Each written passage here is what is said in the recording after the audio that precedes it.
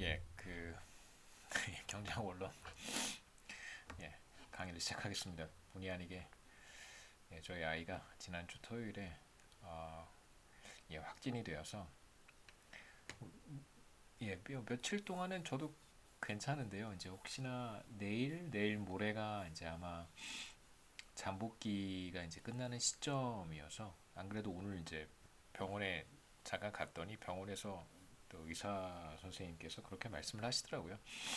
대체로 한 4일에서 5일 정도 잠복기가 지난 다음에 이제 증상이 나타날 수 있으니까 좀 조심할 필요가 있다 뭐 이렇게 얘기를 해서 안 그래도 이제 경제학 원론 강의실 크기가 저희가 또뭐 크지 않고 물론 강의실을 옮기면 되겠습니다만 제 생각에 제가 여러분들에게 피해를 주게 되는 일이 있을지 모르겠다는 생각이 좀 들어서 그래서 오늘 예, 사실은 이제 뭐 하루 전이긴 하지만 수요일 강의랑 이제 목요일 강의는 제가 동영상으로 만들어서 업로드를 하겠습니다. 그 다음에 아마 이제 주말쯤 되면 이제 제가 뭐 증상이 있거나 없거나 이제 드러날 테니까 뭐 한 번 더 병원 가서 검사를 받아보고 뭐 특별한 문제가 없으면 제가 뭐 월요일 뭐 늦어도 화요일에는 수요일과 다음 주 수요일과 목요일 강의는 어떻게 진행할지를 다시 한번 알려드리도록 하겠습니다. 오늘 지난 시간에 이어서 계속해서 모노폴리스틱 컴피티션에 대한 이야기, 독점적 경쟁 시장에 대한 이야기를 하고 있는데요. 우선 지난 시간에도 잠깐 말씀드렸지만 독점적 경쟁 시장은 세 가지 특징을 갖습니다. 첫 번째는 차별화된 제품이고요.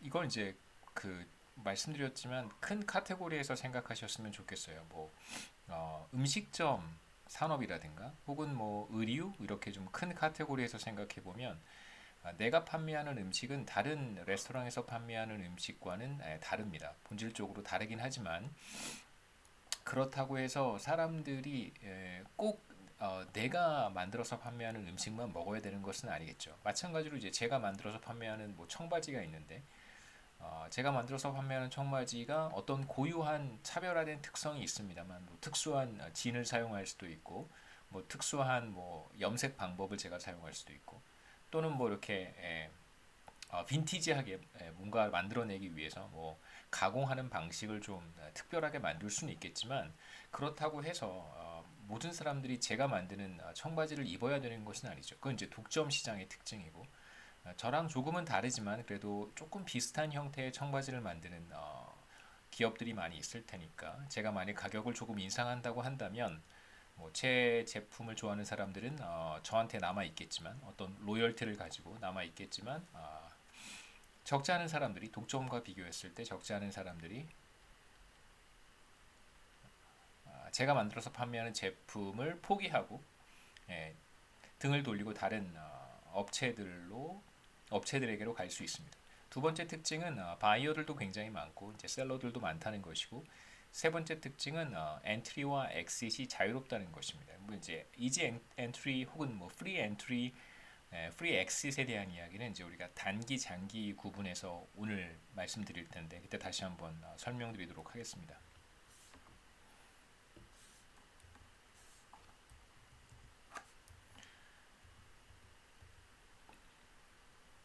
단기에 이제 독점적 경쟁 시장의 특징, 그 다음에 장기의 독점적 경쟁 시장의 특징을 나누어서 볼 텐데 우선 단기부터 살펴보면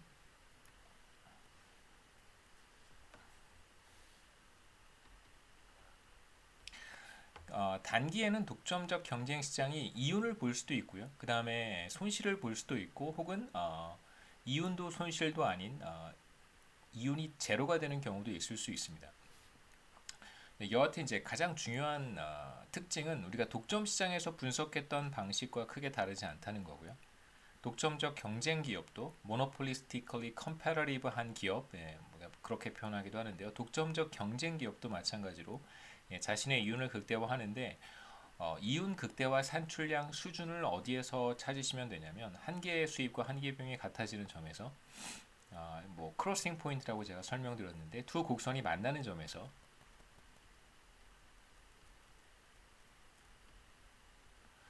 생산량 혹은 산출량을 찾으면 됩니다.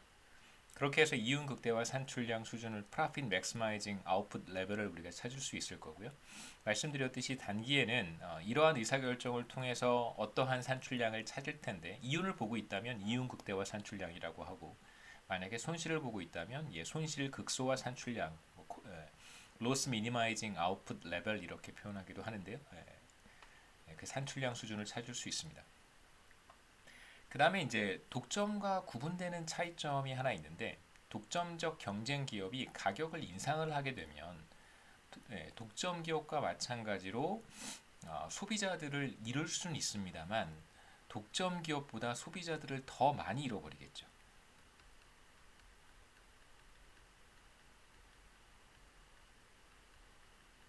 왜냐하면 독점 기업의 경우에는 독점 시장의 경우에는 이 대체제가 사실 존재하지 않지만 그런 시장이 독점 시장이니까요. 대체제가 존재하지 않지만 독점적 경쟁 시장은 제가 시작할 때 말씀드렸던 것처럼 대체제가 존재합니다. 그렇기 때문에 가격을 인상하게 되면 로열티를 갖는 소비자들은 남아 있겠지만 로열티가 상대적으로 낮거나 그 로열티 수준이 어떤 그 브랜드에 대한 제가 생산해서 판매하는 제품에 대한 어떤 충성도가 상대적으로 낮거나 아니면 로열티가 아예 없는 사람들은 당연히 다른 기업들로 이동해 갈 것입니다. 그래서 소비자들을 더 많이 잃어버리게 되겠죠. 상대적으로 독점 기업과 비교했을 때. 그래서 가격을 인상하게 되면 소비자들은 당연히 더 많이 더 높은 가격을 지불을 해야 되고요. 당연히 독점적 경쟁 기업은 전보다 더 적은 수량을 생산해서 판매하게 될 것이고 그 다음에 이 독점적 경쟁 기업을 떠나는 소비자들은 다른 기업에게 가서 다른 기업이 판매하는 조금 다른 제품을 구입하면 되겠죠. 왜냐하면 독점적 경쟁 시장이라고 하는 것은 조금 다른 제품이 바로 옆에 가게에 있기 때문에 바로 옆에 가게에 가서 이제 그 제품을 구입하면 됩니다. 그래서 마지막 부분이 조금 아마 여러분들에게는 새로운 개념일 수는 있겠는데요. 제가 말씀드렸던 상대적으로 더 많은 소비자들을 잃는다라고 생각을 해보시면 독점 기업과 비교했을 때 독점적 경쟁 기업이 직면하는 수요 곡선은 조금 더 완만하다라고 얘기할 수 있습니다. 제가 그 그림을 간단하게 한번 이제 비교해서 그려볼 텐데요.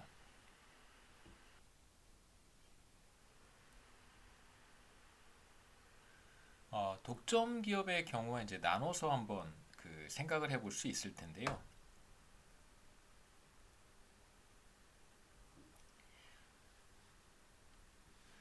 우선 두 가지 각각의 경우를 한번 생각해 보겠습니다. 우선 독점 기업부터 한번 시작해 보죠. 여기가 생산량이고요. 여기가 가격입니다. 독점 기업이 이제 이러한 수요 곡선을 맞닥뜨린다. 이러한 디맨드 커브를 페이스한다라고 한번 가정해 보죠. 독점입니다. 독점 기업의 수요 곡선. 그래서 우선 해보고 싶은 것은 예컨대 지금 현재 가격 그 요점을 독점 기업이 선택을 했다라고 한번 해보죠. 현재 가격이 뭐 10,000원입니다. 편의상 10달러. 네. 10달러의 가격을 책정했다고 한번 해보죠. 그 독점 기업이 만일 가격을 1달러만큼 인상을 하게 되면 그래서 11달러로 가격을 인상한다면 10% 인상을 하는 거겠죠. 10달러에서 11달러로 10%만큼 가격을 인상한다면 그러면 생산량을 이만큼 줄여야 될 거예요. 혹은 소비자들이 이만큼 소비량을 줄일 것이다 라고 생각해 볼 수 있겠죠. 물론 이제 독점 시장이기 때문에 다른 그 대체제를 선택할 수는 없습니다. 반대로 독점적 경쟁 기업의 경우에는 이제 뭐가 달라지냐면 마찬가지로 독점적 경쟁 기업도 요점을 선택하고 있었다고 한번 해보죠. 똑같이 그냥 편의상 가정을 해보겠습니다. 수량에는 큰 차이가 있을 수는 있겠지만 가격을 똑같이 이제 10달러 정도 책정하고 있었어요. 그런데 똑같이 독점적 경쟁 기업도 가격을 10% 정도 인상한다면 그러면 어떻게 될까?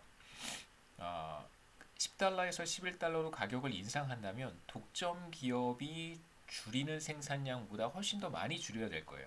왜냐하면 클로즈 서브스티튜트가 존재하기 때문에 대체재가 있으니까. 예를 들면 뭐 저한테 오던 사람들이 제가 가격을 인상하면 제 옆에 있는 옆집에 가게에 갈 수도 있고 옆집에 있는 샵에 갈 수도 있을 거예요.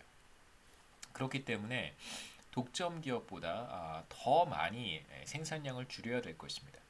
그래서 예를 들어서 가격을 11달러로 인상했다면 그러면 독점 기업은 여기까지 가격을 줄여야 되겠지만 죄송합니다. 생산량을 줄여야 되겠지만 혹은 생산량이 줄어들겠지만 저는 이거보다 더 많이 줄어들겠죠. 왜냐하면 소비자들이 로열티를 갖고 있지 않은 소비자들이 저를 떠날 것이기 때문에 한 이 정도까지 더 줄어들 거라고 예상해 볼 수 있어요. 이 점으로 갈 수 있겠죠.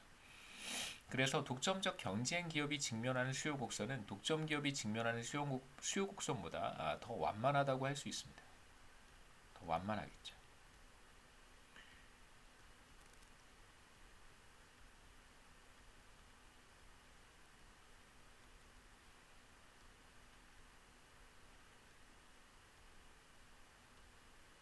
그래서 지우고 다시 한번 좀 깨끗하게 그려본다면 독점 기업의 수요 곡선과 독점적 경쟁 기업의 수요 곡선을 비교해서 그려보면 이게 이제 독점적 경쟁 기업의 수요 곡선이고요.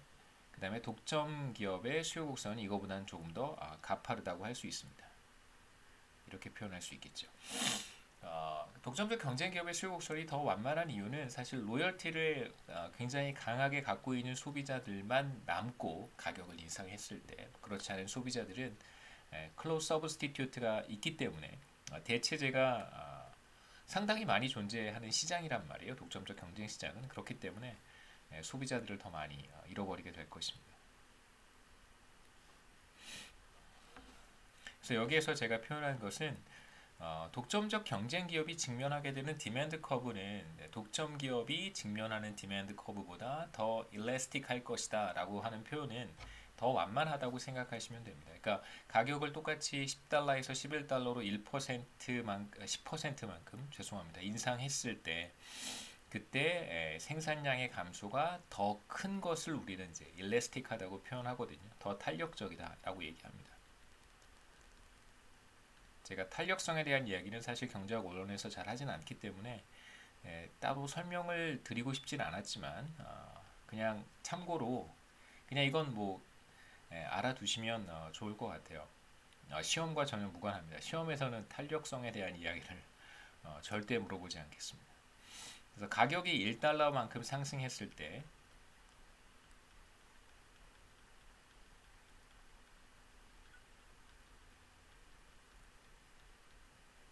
수요량이 더 많이 그러니까 1달러만큼 상승했을 때 수요량이 뭐 예를 들어서 1%만큼 떨어지느냐 혹은 10%만큼 떨어지느냐 20%만큼 떨어지냐 점점점 더 많이 떨어진다면 더 탄력적이라고 얘기를 합니다.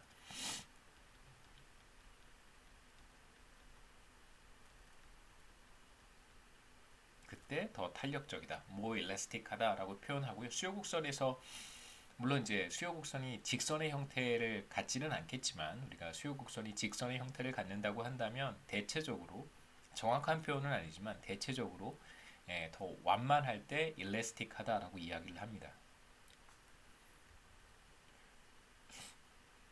그 다음에 이제 단기의 독점적 경쟁 기업이 이윤을 보는 상황을 보여드릴 텐데 독점 기업과 뭐 거의 똑같기 때문에 그냥 간단하게만 생각해 보시면 좋을 것 같아요. 우리 교과서에 나오는 이그젬플은 이제 캐프카의 익스터미네이터 그거죠. 세스코 같은 회사입니다. 그 해충을 박멸하는 회사 캐프카 익스터미네이터고요. 이 기업은 이제 한 달에 250가구 정도의 서비스를 제공할 수 있고 이것이 바로 카프카의 이용 극대화 산출량 수준이라고 생각하시면 좋겠습니다. 그래서 마지널 코스트와 마지널 레비뉴가 만나는 점을 우리가 찾을 수 있고 이제 이게 1단계겠죠. 그래서 이때의 생산량이 바로 이윤 극대화 생산량, Profit Maximizing Output Level이고요. 그 다음에 이제 250만큼을 생산하기 위해서는 얼마의 가격을 책정해야 될 것인가. 그래서 수요 곡선을 따라서 두 번째 단계에서는 수요 곡선을 따라서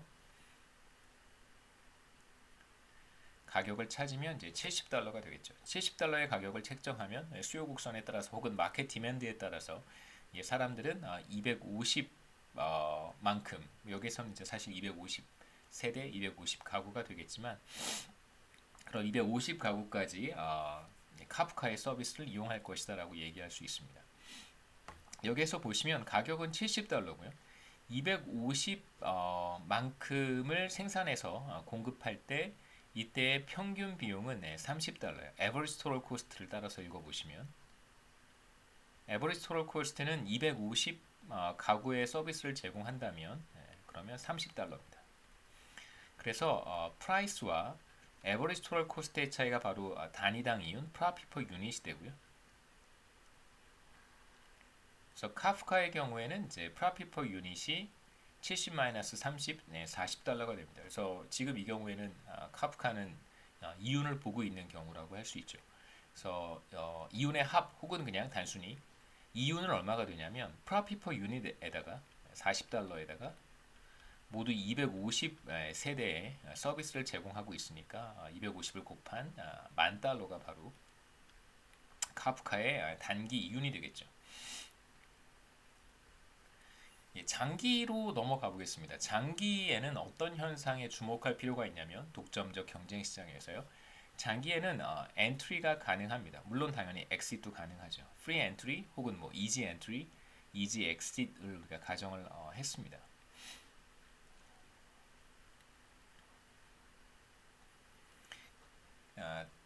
다른 말로 표현하게 되면 단기에 어떤 독점적 경쟁 기업이 이윤을 보고 있을 수 있겠죠. 혹은 이제 손실을 보고 있을 수도 있습니다. 하지만 이제 그 상태가 지속이 될 수밖에 없다는 것이 이제 단기이고 장기가 되면 이지 엔트리, 이지 엑싯에 의해서 누군가가 이윤을 보고 있다면 그렇다면 다른 기업들이 이 시장에 진입할 수 있고요. 그래서 이윤을 나눠 갖게 되면 결과적으로 모든 독점적 경쟁 기업이 제로 프로핏을 얻게 됩니다. 그게 이제 우리가 쉽게 생각할 수 있는 이지 엔트리고요. 이지 엑싯은 뭐 더 간단하겠죠. 어떤 독점적 경쟁 기업이 손실을 보고 있으면 다 처분하고 시장을 빠져나가면 됩니다. 그래서 결과적으로는 손실을 보는 기업이 존재하지 않겠죠. 그래서 장기에는 독점적 경쟁 시장에서 이윤을 보는 기업도 없고요. 당연히 이지 엔트리 때문에 그런 것이죠. 뭐 이지 엑싯도 마찬가지입니다. 기업도 그다음에 손실을 보는 기업도 없습니다.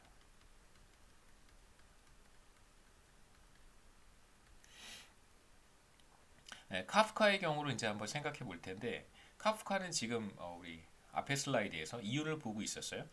이건 이제 단기의 문제였고 만약에 장기가 된다면 카프카가 그 이윤을 얻고 있는 시장에 이제 누구라도 들어갈 수 있습니다. 사실 뭐 지금 세스코가 굉장히 많은 영향력을 행사하고 있기는 하지만 뭐 지금 경쟁 업체들이 뭐 하나둘씩 지금 들어와 있는 상태인 것 같아요. 몇 년 전에는 사실 세스코가 거의 독점적 지위를 누리고 있었는데 몇몇 기업들이 지금 들어와 있습니다. 그래서 만약에 이들 기업들이 상당한 이윤을 얻고 있다면 시간이 충분히 흐르면 더 많은 기업들이 진입을 할 것이고요. 그럼 이제 우리가 어떤 상황을 생각해 볼 수 있을까? 계속해서 뭐 해충 박멸하는 뭐 이런 기업들이 계속해서 시장에 들어온다면 그러면 여러 가지 현상들을 우리가 생각해 볼 수 있을 텐데 이제 제가 권하는 혹은 이제 경제학에서 여러분들에게 권하는 가장 그 자연스러운 그러니까 혹은 가장 먼저 생각해 볼 수 있는 현상은 결국 이들 기업들이 시장을 나눠 갔겠죠. 시장을 나눠 갔습니다. 이걸 이제 쉐어한다고 표현을 하죠. 시장을 나눠 갖게 되고요. 그러면 카프카의 경우에는 뭐 예를 들면 세스코의 경우에는 예전보다 조금 달라진 수요 곡선을 갖게 될 거예요. 그러면 전부터 있었던 기업, 뭐 신규 기업은 사실 뭐 큰 차이가 신규 기업은 뭐 전에 이 시장에 존재하진 않았었으니까 우리가 그 변화 혹은 그 차이를 얘기할 수는 없겠지만 기존에 있었던 보통 우리가 인컴번트라고 얘기하는데요. 그러니까 이건 기존 기업들. 지금 카프카 같은 경우에는 기존 기업이란 말이에요. 기존 기업의 경우에는 이제 수요 곡선이 좀 달라질 수 있을 거예요. 그러니까 인컴번트의 수요 곡선이 달라집니다. 그러니까 이렇게 생각하는 것이 가장 자연스러워요. 물론 다른 요소들을 우리가 전혀 생각하지 않겠다는 뜻이 아니라 가장 메이저하게 나타나는 중요하게 나타나는 변화가 무엇일까라고 생각해 본다면 그게 바로 수요 곡선이 달라진다는 것입니다. 그러니까 어떻게 달라질까? 그러니까 전보다 카프카는 고객들을 많이 잃어버리겠죠. 왜냐하면 이제 클로즈 서브스티튜트가 훨씬 더 많아진 거예요.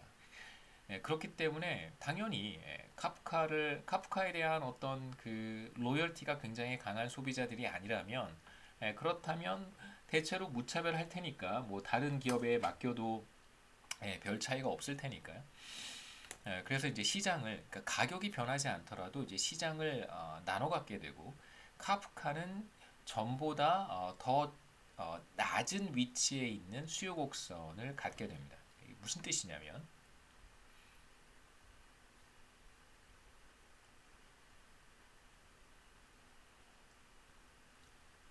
이게 그림판 제가 원래 노트북으로 잘 영상을 안 만드는데 제가 지금 노트북으로 하고 있어서요. 여러분 그 강의 시간에 보시는 그 무식한 시커먼 노트북으로 그림판이 좋지를 못해서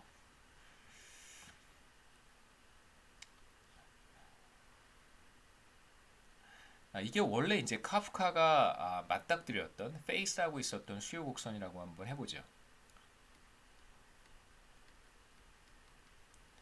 새로운 기업들이 이 시장에 진입하기 전에 카프카의 이전 수요 곡선이고요. 그 다음에 이제 장기로 가서 여러 기업들이 이제 이 시장에 들어오겠죠. 왜냐하면 카프카가 이윤을 보고 있었으니까. 그렇다면 다른 변화들이 나타날 텐데 우리가 주요하게 생각해 볼 수 있는 변화는 바로 이건 카프카예요. 카프카의 수요 곡선이 전보다는 이렇게 아래쪽으로 이동할 거라는 거예요. 그 수요가 감소한다는 것입니다. 카프카에 대한 수요가 감소한다는 것이죠. 카프카가 직면하게 되는 맞닥뜨리는 수요 곡선 혹은 수요는 감소합니다. 그러니까 이유는 단순하죠. 여러 경쟁 업체들과 시장을 쉐어하게 됐기 때문에 카프카가 맞닥뜨리는 수요는 전보다 줄어들게 됩니다. 그래서 여기에서는 이제 그 주요한 변화를 중점적으로 좀 살펴보고 싶어요. 그래서 수요가 감소하게 되고 그렇게 되면 결과적으로는 그러니까 메커니즘은 제가 이제 이 그림을 통해서 설명을 드릴 텐데 1차적으로 주요하게 나타나는 변화는 이제 수요가 감소한다는 것이고요. 그러니까 카프카가 직면하는 수요가 감소한다는 것이고 그러니까 시장 전체의 수요는 동일하겠죠. 시장 전체의 수요는 동일하고요. 그러니까 그 해충 박멸업의 이제 수요 곡선은 동일할 텐데 전보다 더 많은 기업들이 지금 들어와 있으니까 각각 개별 기업들이 맞닥뜨리게 되는 수요는 조금씩 줄어들겠죠. 마켓을 쉐어하게 될 테니까. 그 다음에 이제 궁극적으로 나타나는 결과는 장기니까 카프카가 이윤을 보고 있었다면 이제 더 이상 이윤을 보지 못하는 상태가 될 거라는 것이죠. 그래서 간단하게 생각해 보면 이 그림은 뭐 조금 복잡하게 되어 있어서 제가 단계적으로 한번 보여드리겠습니다.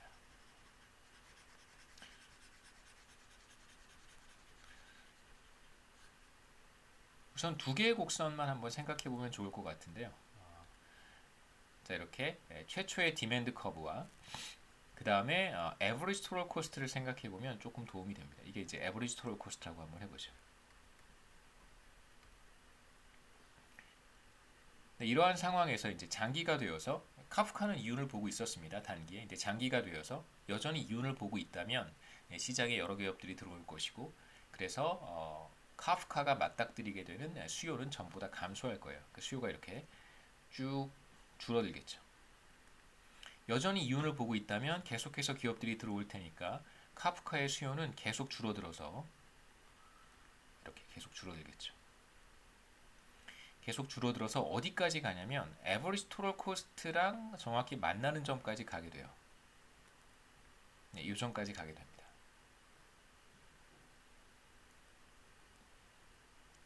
이 점보다 밑으로 떨어지면 얘기가 완전히 달라져서 에버리지 토럴 코스트랑 맞닥뜨리게 되는 정확히 접하는 점까지 수요가 줄어들 거예요. 자, 왜 그런지 한번 생각해 보시면 우선 기업의 의사결정은 우리가 마지널 독점적 경쟁 기업의 의사결정은 마지널 레비뉴 커브와 마지널 코스트 커브가 이제 만나는 점에서 생산량을 결정한다고 했고요. 이 붉은색 곡선은 바로 그 새로운 수요 곡선입니다. 장기에 그렇죠? 새롭다고 하면 또 헷갈리니까 장기 수요 곡선이 될 거예요. 카프카가 맞닥뜨리는 이렇게까지 이동한 것입니다. 근데 이게 결과적으로 장기의 수요 곡선이 되는지를 제가 보여드릴 텐데 우선 마지노 레비뉴 커브는 디맨드 커브보다 밑에 있겠죠. 가격보다 마지노 레비뉴는 항상 가격보다 낮으니까 이 얘기는 수요 곡선보다 한계 수입 곡선이 아래쪽에 있다는 뜻이에요. 그러니까 하나 더 판매하기 위해 가격을 떨어뜨리게 될 텐데 그럼 추가적으로 발생하는 수입은 새로운 가격만 있는 게 아니라 기존에 판매하던 수량에서 가격을 그만큼 인하했으니까 한계 수입은 당연히 가격보다는 조금 더 적겠죠. 기존에 판매하던 제품의 가격을 다 인하했으니까. 그래서 마지노 레비뉴 커브를 이렇게 한번 그려보시고요. 그 다음에 이제 마지노 코스트 커브를 그냥 대충 이렇게 그리시면 됩니다. 여기서 좀 주의하셔야 될 거는 요만큼을 생산할 수 있도록 큰 의미는 없지만 이게 마지노 코스트겠죠. 그래서 마지노 레비뉴와 마지노 코스트가 만나는 이 점에서 생산량을 결정을 하고요. 1번. 네. 그 다음에 이제 가격을 어디에서 결정하냐면 생산량이 모두 다 소진이 되도록 하려면 이렇게 해서 2번. 여기에서 가격을 결정해야 될 거예요. 장기. 그래서 가격을 P로 설정하게 되면 그러면 이만큼을 생산해서 판매할 수 있게 되고요. 그럼 이제 그림에서 다시 한번 돌아가 보겠습니다. 정확한 숫자가 나와 있는지 한번 보죠.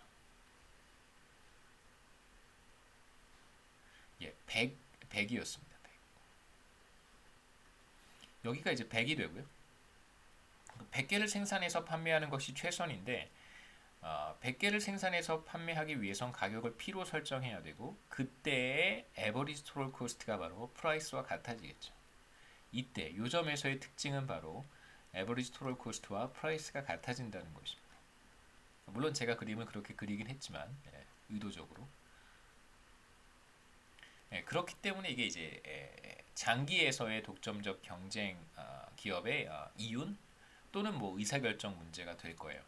만약에 여전히 가격이 에버리지 토럴 코스트보다 크다면 그렇다면 추가적으로 기업이 들어와서 카프카의 디맨드 커브를 계속해서 떨어뜨릴 것이고요.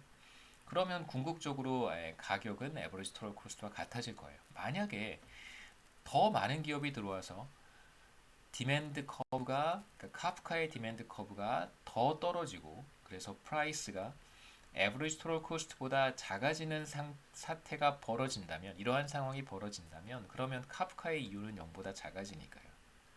이 말은 무슨 말이냐면 이윤이 0보다 작다는 말과 같습니다.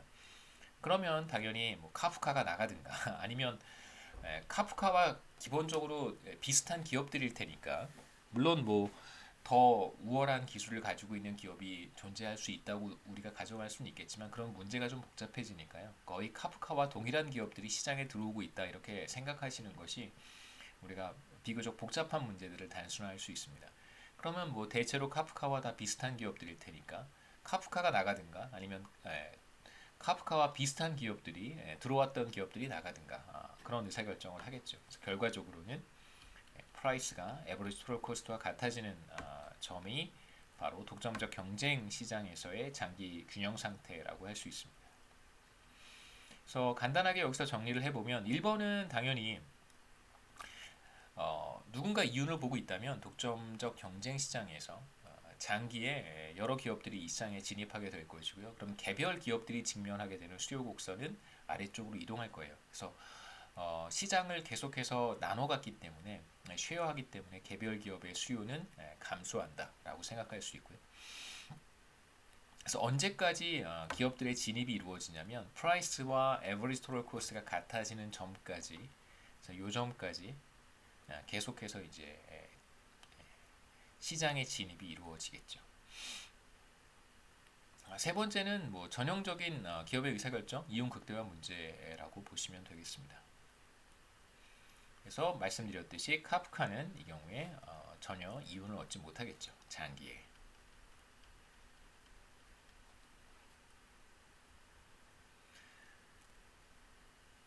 독점적 경쟁 시장에서는 이제 기업들이 단기에는 이윤을 볼 수도 있고 손실을 볼 수도 있고 혹은 뭐 이도저도 아닐 수도 있습니다. 단기에. 하지만 이제 장기로 가게 되면 이지 엔트리, 이지 엑싯을 우리가 가정을 했기 때문에 누군가 이윤을 보고 있으면 기업들이 계속해서 진입을 하게 되고요. 결과적으로는 어떠한 상황이 벌어지게 되냐면 완전 경쟁 시장에서 우리가 관찰했던 현상이 동일하게 나타나겠죠. 퍼펙트 컴피티션과 비슷한 현상이 나타납니다. 지속적인 진입을 통해서 독점적 경쟁 시장에 남아있는 기업은 그 누구도 이윤을 보지 못하는 상태가 장기에 실현이 되겠죠.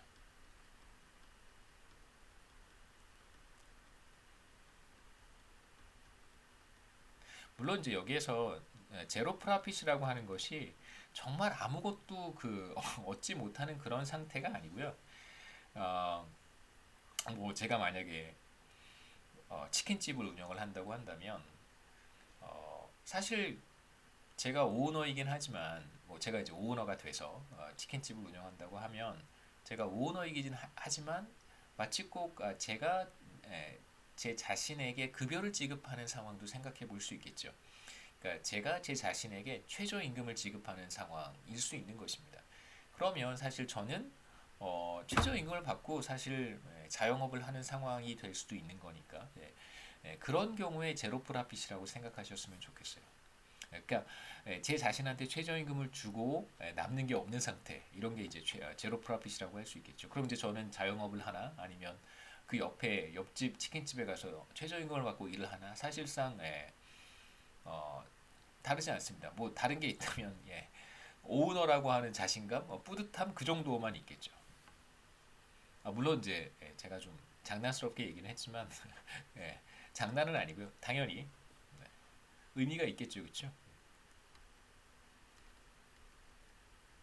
그래서 이러한 예측은 프리딕션은 실제로 대단히 현실적인 프리딕션이라고 할 수 있어요. 현실에서도 독점적 경쟁 기업들이 장기로 가게 되면 이윤을 얻는 경우는 사실 없습니다. 그러니까 이윤을 얻고 있다면 대체로 타임 호라이즌이 비교적 짧은 단기라고 할 수 있겠죠. 그다음에 이제 시간이 충분히 흐르게 되면 뭐 당연히 이제 독점적 경쟁 시장에 있는 기업들은 지속적으로 이윤을 보는 경우는 지극히 드물다고 할 수 있어요. 우리가 다양한 경우를 생각해 볼 수 있는데 뭐 레스토랑도 마찬가지일 거고요. 뭐 새로운 메뉴를 개발한다든가 아니면 뭐 새로운 레시피는 조금 다른 것 같아요. 뭐 새로운 메뉴라든가 어떤 측면에서 새로운 뭐 조리 기법 뭐 등등등. 그다음에 뭐 리테일 스토어도 마찬가지일 거고요. 뭐 헤어 살롱 뭐 비슷할 거고요. 뭐 최신 유행하는 파마 뭐 아니면 염색 뭐 이런 거 새롭게 소개하면 뭐 한 몇 달 길게는 한 뭐 1, 2년 정도 이렇게는 이제 사람들의 이렇게 이목을 끌고 굉장히 많은 수요를 창출할 수는 있겠지만 뭐 금방 그 영업 비밀들, 영업의 비법들, 식당도 마찬가지고 헤어살롱도 마찬가지고 금방 뭐 다른 기업들이 추종할 수 있으니까 이미테이션이 가능합니다. 애매한 거예요. 이미테이션. 네. 이미테이션이 가능하기 때문에 미믹할 수 있는 것이죠. 그렇기 때문에 시간이 충분히 흐르면 사실 이런 독점적 경쟁 지위는 사실상 빠른 속도로 소멸될 수 있습니다. 이 부분은 그냥 스킵하도록 하겠습니다. 익세스 커패시티는 초과 생산 설비라고 하는 개념이긴 한데 이건 이제 제가 나중에 과점에 대한 설명을 할 때 다시 한번 말씀드릴 거고요. 여기서는 크게 중요하게 생각하지 않으셔도 됩니다. 초과 생산 설비 혹은 그냥 초과 설비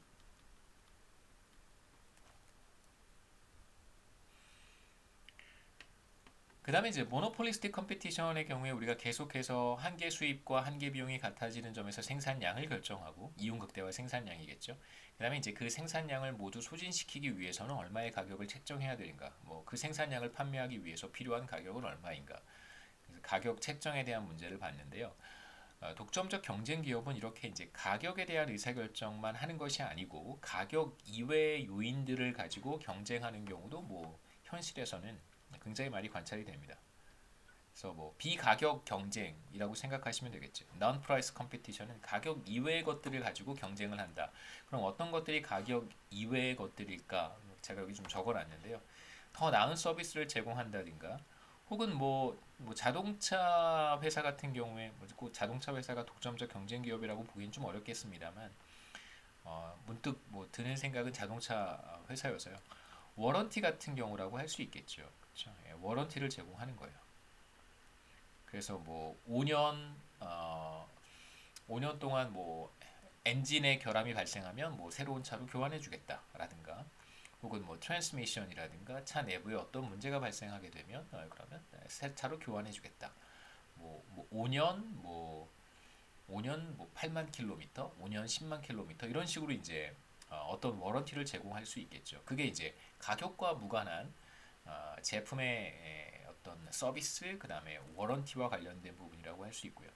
그 다음에 이제 우리 가게에서 구입하시면 집까지 무료로 배달을 해드립니다. 뭐 3만 원 이상 구입하면 무료 배달.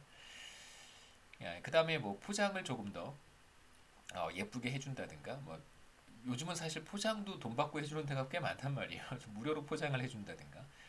그 다음에 로케이션을 잘 선택할 수도 있습니다. 이제 편의점 같은 경우가 이제 대표적인 사례라고 할 수 있겠죠. 그 다음에 그뭐 이마트도 그렇고 홈플러스도 그렇고 이제 대형 마트들이 그 이제 편의점과 비슷한 형태로 이제 작은 뭐 홈플러스 뭐죠? 익스프레스인가 이런 형태로 뭐 이마트도 뭐 약간 뭐 그런 비슷한 편의점과 비슷한 형태의 이제 지점을 운영하는 비즈니스를 하고 있는데요. 그게 이제 배럴 로케이션스의 개념이라고 생각할 수 있고, 그러니까 이제 그 훨씬 더 소비자들에게 이렇게 가깝게 침투하는 의사결정을 하는 것이죠. 가격과 무관한 경쟁이라고 할 수 있습니다.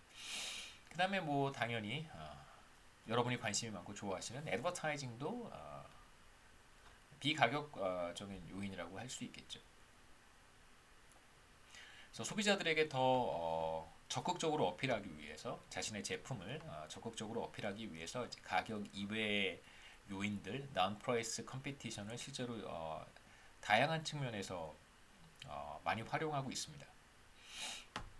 그래서 궁극적인 목적은 뭐냐면 non-price competition의 궁극적인 목적은 이게 아까도 말씀드렸지만 장기로 가면 제가 이윤을 보고 있어요. 독점적 경쟁 기업인데 장기로 가면 당연히 제가 직면하는 수요 곡선은 계속해서 아래쪽으로 이동할 수밖에 없습니다. 수요가 감소하는 것이죠. 시장을 다른 기업들과 나눠 가져야 되기 때문에. 그래서 non-price competition을 수행하게 되는데 바로 이 non-price competition의 목적은 계속해서 수요를 늘리는 거예요. shift the demand curve를 이제 계속해서 오른쪽으로 이동시키는 것입니다.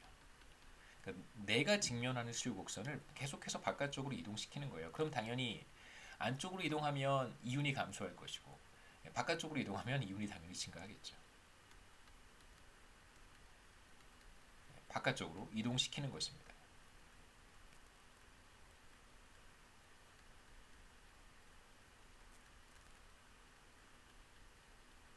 그래서 보통은 이제 기업들이 자신의 이미지를 제고하기 위한 여러 가지 활동들도 저는 이제 경제학을 한 사람이니까 저는 이제 이러한 그 맥락에서 많이 해석을 합니다. 기본적으로 non-price competition이라고 봐야 되는 것이죠.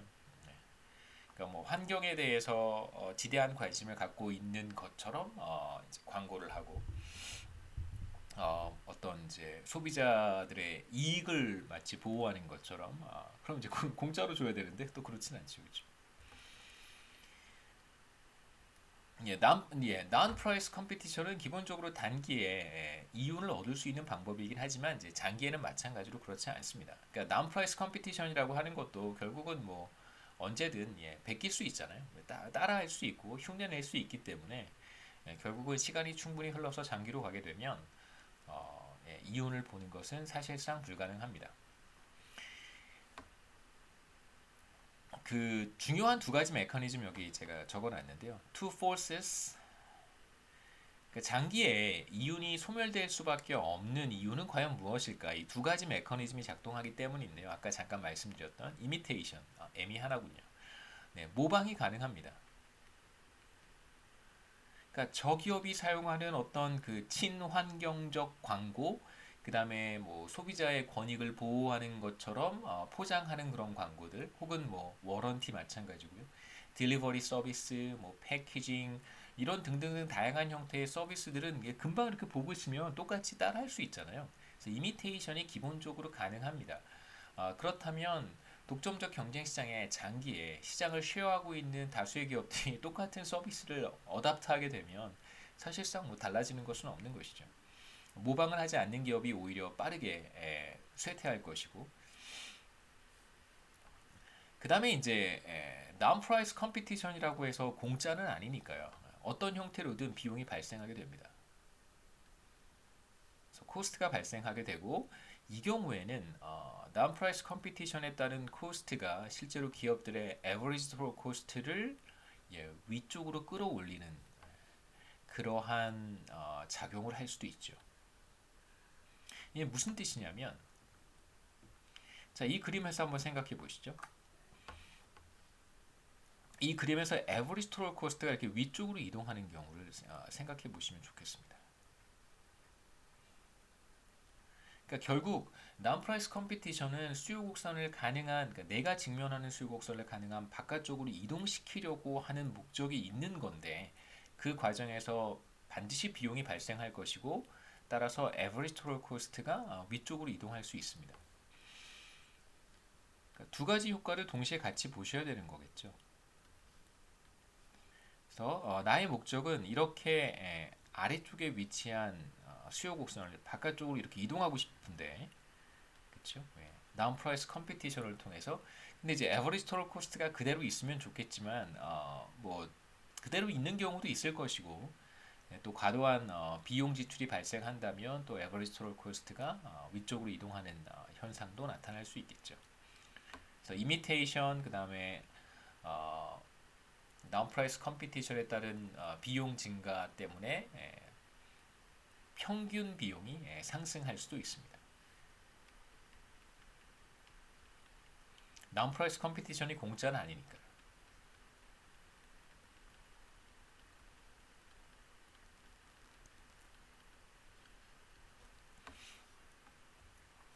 여기까지가 독점적 경쟁 기업에 대한 이야기고요. 잠깐 영상을 한번 끊었다가 이어서 올리가폴리에 대한 이야기를 하겠습니다.